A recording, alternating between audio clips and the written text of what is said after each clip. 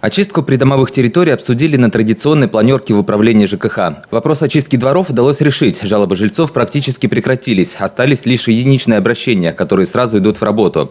Новая задача – расчистка ничейных участков между дворами и центральными дорогами. Несмотря на то, что работу ведут и управляющие компании, и подрядчик по уборке центральных улиц, из-за таких участков и получается неудобство. Вроде и возле дома чисто, но заехать туда невозможно.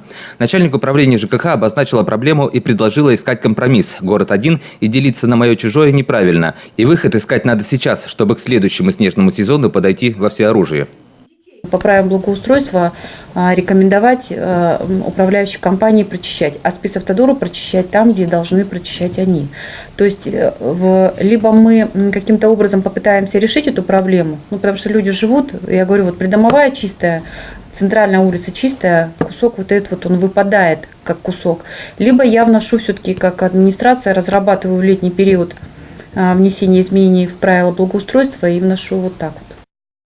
Там, где дворы почистили, снег складируется на месте. Вывести его, конечно, возможно, но за счет жильцов. Рекомендую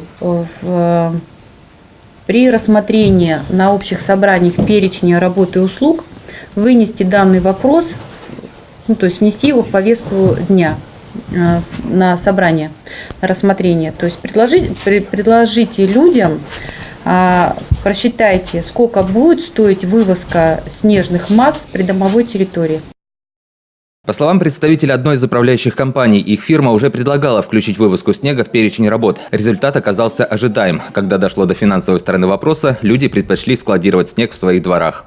Много обращений поступает и из поселков. В администрации в очередной раз напомнили, подъезды к домам там не чистят лишь потому, что нет управляющих компаний. В этом случае жильцы, конечно, могут скинуться и нанять технику. Но желающих содержать свою придомовую территорию за свои деньги, как это делают в городе, в глубинке обычно не находится.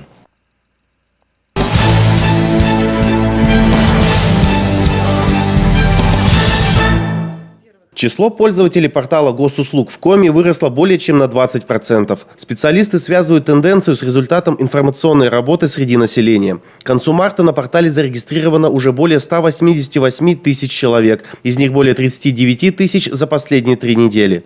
В рамках проекта «Госуслуги проще, чем кажется» Ассоциация «Совет муниципальных образований Республики Коми» совместно с Центром информационных технологий проводят обучающие семинары в муниципальных районах и городских округах региона.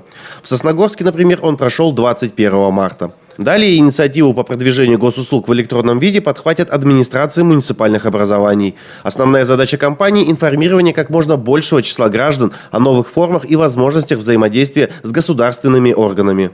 Для нашей республики, которая имеет отдаленные поселения там, с трудной транспортной доступностью, но если есть интернет, это очень актуальный сайт. Людям действительно удобно пользоваться этим порталом, этим ресурсом. Получение госуслуг в электронном виде – это наиболее простая, удобная и доступная форма взаимодействия с государственными органами для пользователей интернета. Зарегистрироваться на едином портале не сложнее, чем открыть страничку в любой социальной сети. Кроме того, сайт полностью отвечает требованиям безопасности по вопросу сохранения персональных данных.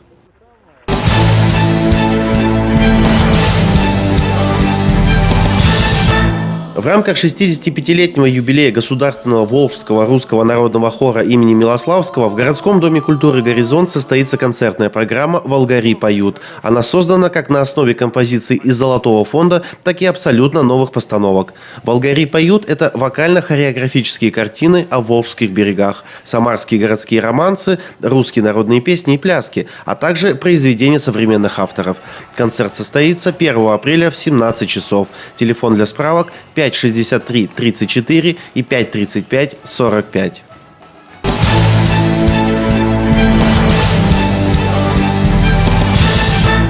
В пятницу в Сосногорске будет ясно. Ночью -10, днем -2. Ветер западный 4 метра в секунду.